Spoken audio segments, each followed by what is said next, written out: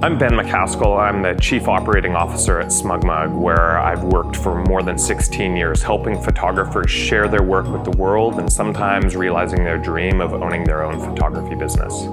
I think everybody who's spent a lot of time shooting photos and has a lot of positive feedback from their family and friends about how great their photos are has thought about, can I start a business? That would be the dream, to run my own photography business. I think the most important thing to understand before you go down this journey is who your customers are.